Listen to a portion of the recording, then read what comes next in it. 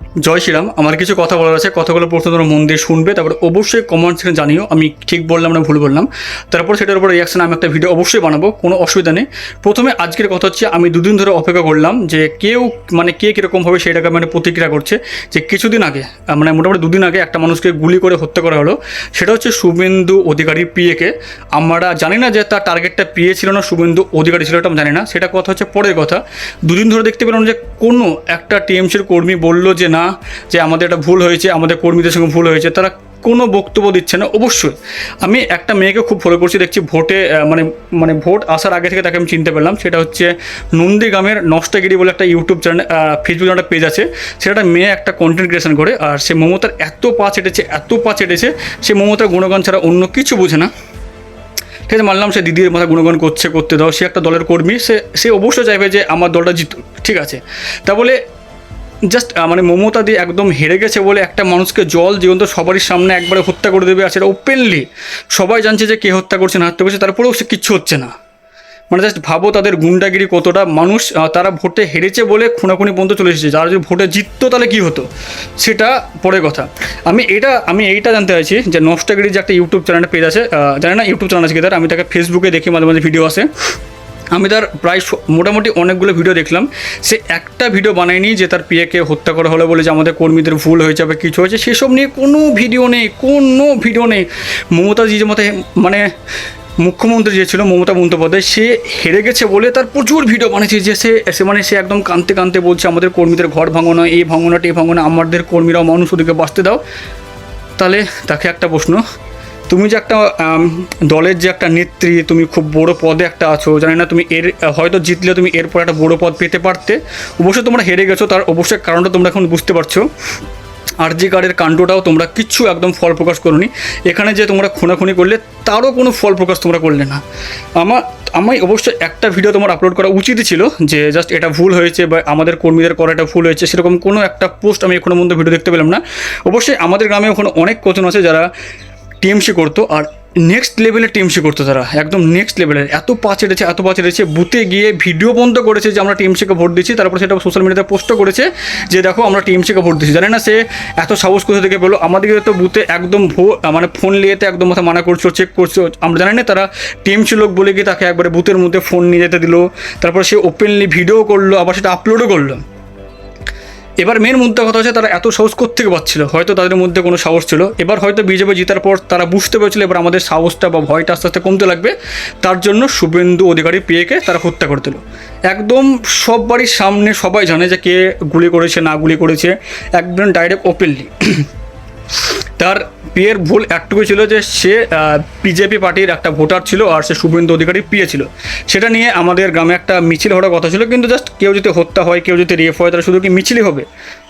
Just এটাই কথা। এরপরে সরকার আসছে, আমাদের বিজেপি সরকার আসছে, সে নিশ্চয়ই কোনো একটা বড় পদক্ষেপ নেবে। আর জাস্ট একটা কথা বলে দিচ্ছি, যারা টিএমসি করে বা যারা করে তাদেরও কিছু বলা উচিত বা বোঝা উচিত। তোমরা রাজনীতি করছো, রাজনীতির মধ্যে থাকো, রাজনীতিটাকে মধ্যে দলে খুনাখুনি কেন করছো?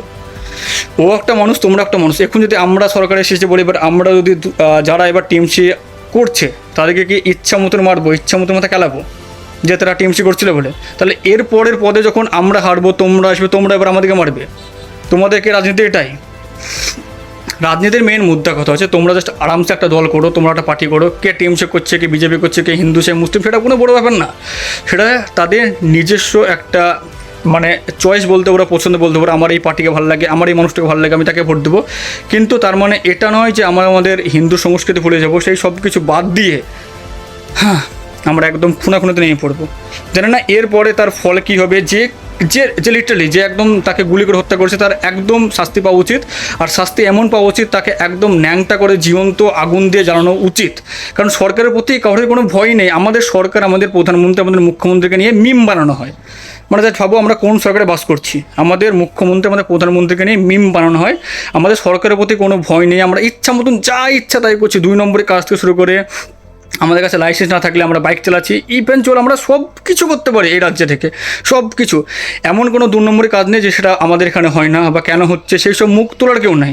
আমি এটাই চাইছি, এরপরে যখন বিজেপির যখন আমাদের সরকার আসলো, জাস্ট এইসব দিকে একটু ভালো করে মন দেখ, আর সরকারটাকে ভালো করে গঠন করুক। আর যেমন অন্যান্য দেশে, আমি জানি না কোন দেশে কী হয়, যেমন একটা মুভি দেখেছিলাম আমরা, সেটা হচ্ছে মহেশ বাবুর সিএম ভারত।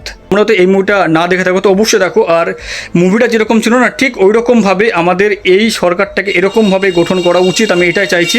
আর যারা আর কিছু কথা না বললেই নয়, যেমন আমার মেন মুদ্রা কথা হচ্ছে নষ্টগিরিকে নিয়ে। সে একটা হিন্দুর মেয়ে হয়ে সে গলায় তুলসীর মালা পরে সে নমাজ পড়ছে, তাটা স্যার পার্সোনাল ব্যাপার, সেটা নিয়ে আমার কোনো বক্তব্য নেই। সে একটা কোনো প্রতিবাদ করলো না যে তাদের দলের কর্মীরা একটা মানুষকে একদম গুলি করে মেরে দিল, শুভেন্দু অধিকারীর পিএকে একদম নৃশংসভাবে তাকে মেরে দিল। আমাদের সরকার গঠন হওয়ার আগে সে মানুষটা হয়তো দেখতে পারলো না যে বিজেপি সরকার পশ্চিমবঙ্গে অবশ্যই চলে এসেছে। আর আমাদের মুখ্যমন্ত্রী একদম নেক্সট লেভেলের, সে কোনো মানে সে হার মানতে রাজি না যে আমি হেরে গেছি, এটা বিশ্বাস করতে পারছে না। আর অন্যদিকে একটা স্টেট হচ্ছে, সেটা হচ্ছে কেরালা। সেটা তোমরা জানতেই পারবে না সেটা জিহাদিদের মানে সরকার হয়ে গেছে না জিহাদিদের ওখানে বাস হয়ে গেছে। সেখানে ওপেনলি পাকিস্তানের পতাকা টাঙানো হচ্ছে। সেখানে কংগ্রেস জিতেছে। কংগ্রেস পার্টি মানে কি পাকিস্তান পার্টি বা জিহাদি পার্টি জানে না, সেটা তোমরা বুঝতেই পারবে না। তোমরা পাকিস্তানে বাস করছো না কোথায় বাস করছো? কেরালায় একদম ওপেনলি পাকিস্তানের পতাকা ঝান্ডা উঠছে। সেখানে একটাও ইন্ডিয়ার পতাকা দেখতে পাবে না, সেখানে শুধুমাত্র দুটো পতাকা উঠছে, আর খুব জোরতলে উঠছে। সেটা হচ্ছে পাকিস্তানের পতাকা আর একটা হচ্ছে কংগ্রেসের পতাকা। সেখানে হিন্দুস্তানের পতাকা কোনো নাম নিশান নেই। সেটা হয়তো নেক্সট একটা মিনি পাকিস্তান ঘোষণাও করে দেবে তারা কিছুদিন পর। কেরালার যদি সরকার যদি এরকম চলতে থাকে, তা সেখানে হয়তো হিন্দুদের থাকা একদম কষ্টকর হয়ে যেতে পারে, কারণ সেখানে ওপেনলি পাকিস্তানের পতাকা উঠছে। আর এমন মানে ভারতবর্ষের মধ্যে পাকিস্তানের পতাকা উঠছে, আর তার সরকার যারা করছে তারা সেটাকে আরও প্রোৎসাহিত করছে। তো মানে তারা তো আরও বেশি করে এইসব কিছু করতে পারবে, জানি না। যেখানে কংগ্রেস জিতেছে, কংগ্রেসের মধ্যে কেরালায় কী অবস্থা এখন আমরা জাস্ট নিউজে মোটামুটি দেখছি, সেখানে পাকিস্তানের পতাকা খুব জোরতলে উঠছে। এটাই কি সরকার? এটাই কি আমাদের ভারতবর্ষ? এটাই কি আমাদের হিন্দুস্তান? জানি না। তো জাস্ট এটাই ছোট্ট কিছু কথা বলা হচ্ছে, যেটা আমরা আমি দুদিন ধরে অপেক্ষা করছি যে কেউ কিছু বিচার করছে না, কেউ কিছু মানুষ কী এরকমভাবে কথা বলছে। তার সব থেকে ঘৃণা লাগছে, জঘন্য মেয়ে লাগছে আমার, সেটা হচ্ছে নষ্টগিরিকে নিয়ে। সে একটা হিন্দুর মেয়ে হয়ে সে নমাজ পড়ছে, তাতে কোনো মাথা ব্যথা নেই, সেটা তার পার্সোনাল ব্যাপার। তাকে যদি বলতে সে বলবে আমার ইচ্ছা, সে পড়তেই পারে, কিন্তু জাস্ট একটা প্রতিবাদ করা তার নিশ্চয় উচিত ছিল। তোমরা কমেন্টসে জানিও আমি ঠিক বললাম না ভুল বললাম, আর কোথায় ভুল বললাম সেটা অবশ্যই কমেন্টসে আমাকে জানিয়ে দিও। তো সেটা আস্তে আস্তে আমি ইম্প্রোভাইজ করবো, কারণ এটা আমার প্রথম ভিডিও হচ্ছে। তো চলো দেখা হচ্ছে নতুন একটা ফ্রেশ ভিডিওতে। So bye bye. সত্যিই খুব খারাপ লাগলো যে একটা মানুষকে নৃশংসভাবে হত্যা করা হলো। আর আমাদের সরকার এখন এতটাই খারাপ জায়গায় চলে গেছে যে আমাদের সরকারের প্রতি কোনো ভয় নেই, আমরা সব কিছু ইচ্ছা মতন করতে পারি। যেমন আমার কাছে লাইসেন্স নেই, আমি বাইক চালাতে পারি। আমার কাছে হেলমেট নেই, আমি বাইক চালাতে পারি। আমার কাছে কিছু নেই, আমি সব কিছু করতে পারি।